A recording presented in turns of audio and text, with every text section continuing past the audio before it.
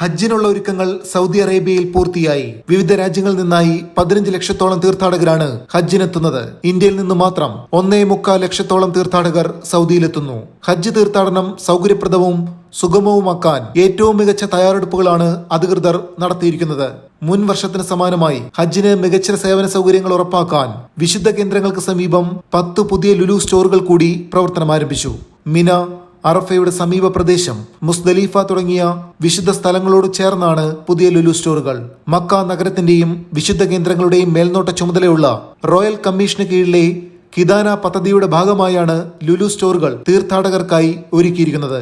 തീർത്ഥാടകർക്ക് കൂടുതൽ സൗകര്യപ്രദമായ സേവനം ഉറപ്പാക്കുന്നതിന്റെ ഭാഗമായാണ് വിശുദ്ധ കേന്ദ്രങ്ങൾക്ക് സമീപത്തെ പുതിയ ലുലു സ്റ്റോറുകളെന്നും ഏറ്റവും മികച്ച സേവനം നൽകുമെന്നും Lulu group chairman MA Yusuff Ali വ്യക്തമാക്കി. കഴിഞ്ഞ വർഷം വിശുദ്ധ കേന്ദ്രങ്ങൾക്ക് സമീപം 4 സ്റ്റോറുകൾ ലുലു തുറന്നിരുന്നു. ഇതിനു പുറമെ 10 സ്റ്റോറുകൾ കൂടിയാണ് തുറന്നിരിക്കുന്നത്. ഹജ്ജിന് തീർത്ഥാടന കാലയളവിൽ വിശുദ്ധ നഗരങ്ങളിലെ സുസ്ഥിര വികസനവും മികച്ച സേവനവും ലക്ഷ്യമിട്ടുള്ള കിദാന പദ്ധതിയുടെ ഭാഗമായി കൂടുതൽ സ്റ്റോറുകൾ വിപുലീകരിക്കാനുള്ള നീക്കത്തിലാണ് ലുലു.